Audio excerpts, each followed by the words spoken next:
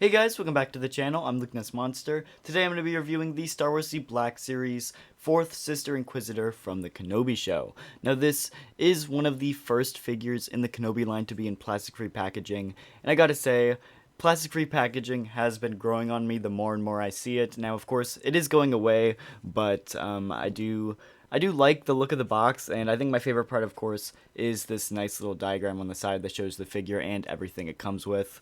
But I'm still not a huge fan of the 3D render they use. Regardless, let's go ahead, crack this figure open, and see what she looks like. And of course, before we do that, you can pause and read the bio if you would like. So I gotta say, looking at this figure out of the box, this figure has a lot of good stuff going on, and overall, I think the mold is absolutely incredible. She is brand new, head to toe, and she has a lot of cool stuff going on. I think my biggest problem with it is that we just didn't see more of her in the actual Kenobi show. We barely know anything about this character. And honestly, for me personally, that makes it a lot harder to really appreciate this figure just because we don't really know enough about the character. And so I can't really put in the appreciation for all the small details that went into this just because we don't know that much about this character in the show. We barely even see her. So I do like they made a figure of her though, and she's going to look great with the rest of the Inquisitors. So let's go and get a close look at this figure. So first off, here we do have the lightsaber. This is a brand new mold for the hilt. It is different than all of the other Inquisitor lightsabers, which is really nice. It does have these two little pegs here that can peg into the back of the Inquisitor's, I guess, like armor piece there, but the blades are also removable, which is super nice. So you can remove the blades here and, I guess, insert the blade into it, or I guess the hilt into the back like this, which is super nice, and it gives it a nice like stored look, which I really like. Anyway, taking a closer look at some of the details on this figure, we do have the face here, which I think looks incredible. Now it does have a little bit of that shiny face syndrome, which does kind of suck, but I do love the detail and sculpting that went into this. She does have these little like squid head tail things. I'm not really sure what species of Star Wars alien she is, but I think it came out really well. She does have this kind of like hood over her head, and like I said, I think it looks really good for her character. Now she does have this kind of like harder rubber plastic overlay here, and I think that gets the job done. I know they've been doing that a lot with figures recently, and I really like it. It adds a lot more detail to the figure. So as far as articulation goes, of course, she does have the ball joint at the ab area. Moving up to the head, she does have a ball joint at the top of the neck and at the bottom of the neck here, so a decent amount of range of motion there.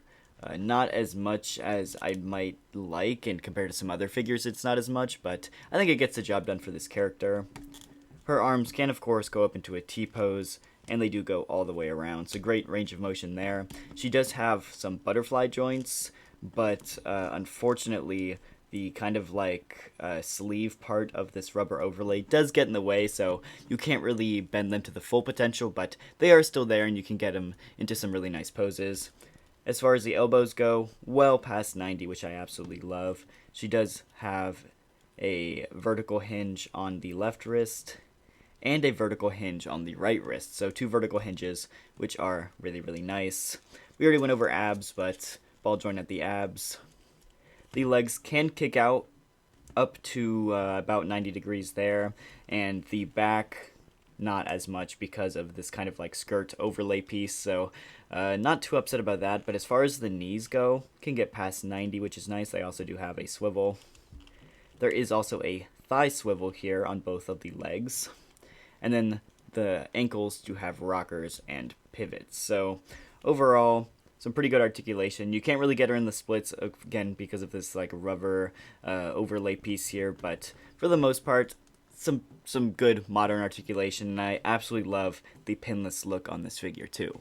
First up for comparisons, we do have the 4th sister next to some of the Purge Troopers from Kenobi, and I gotta say I love how these look together. The black and red accents on both of these figures really stand out, and they look incredible next to each other, so these are definitely figures you want to display together, and I just love the look of these new Purge Troopers too, so I think they look great next to pretty much any Inquisitor, but especially here, the 4th sister. Next up, we do have some of the other Inquisitors from Kenobi, we have the fifth brother on the left, and we have the Grand Inquisitor on the right. And I gotta say, I love how these guys look together. There is a slight difference in the shade of red between the lightsaber blades. This one's almost more of an orangish red, where these are more of a brighter red. So it's interesting to notice that, but I think the biggest standout between these are the kind of like undersuits, whereas in the fifth brother and the Grand Inquisitor have these almost like imperial gray undersuits, whereas in the fourth sister here has a completely blacked out outfit, and I actually really like it. I think that the imperial gray looks good for those figures, but I do think the completely blacked out look makes this figure a lot more intimidating. Now for some more of the female Inquisitors, we do have the third sister Reva on the right, and I believe it's the second sister on the left. Lots of Inquisitors now, so it's hard to get the name straight, but I think once you know them, it's easy to differentiate them from each other. But yeah, I love all three of these together. They all look super intimidating, which is nice. I do love how the Inquisitors look, and I think it's interesting to see the difference in builds between these characters. As you can see, Reva here definitely has a much larger shoulder. She has some very broad shoulders, and she definitely looks more built compared to the fourth sister here, and then even the second sister is almost a lot less built compared to these two as well. So it's interesting to notice that between the characters, but I still think they look incredibly good next to each other. And like I said, I absolutely love the red accents that the fourth sister has.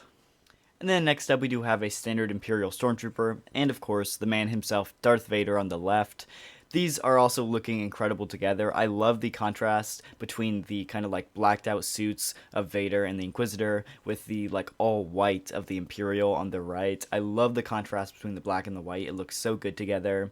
And then especially, like I said, I know I've said it a few times, but the little like red accents here and there, it really, really makes the figures stand out, and I love these figures together. They look great on the shelf. And then last up for comparisons, we do have some of the original Purge Troopers from Fallen Order. Obviously, we have the standard one on the left here, and then we have the Gaming Greats Electro Staff one on the right.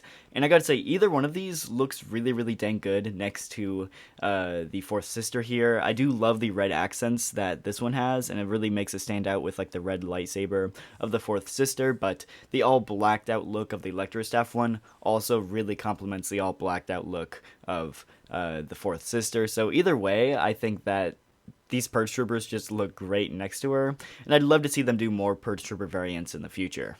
So overall, I really like this figure. I think the sculpting and articulation is some of Hasbro's best. A lot of their more recent figures have been really, really good in the sculpting and the articulation kind of landscape, and they've really, really been knocking out of the park lately, and this figure is no exception.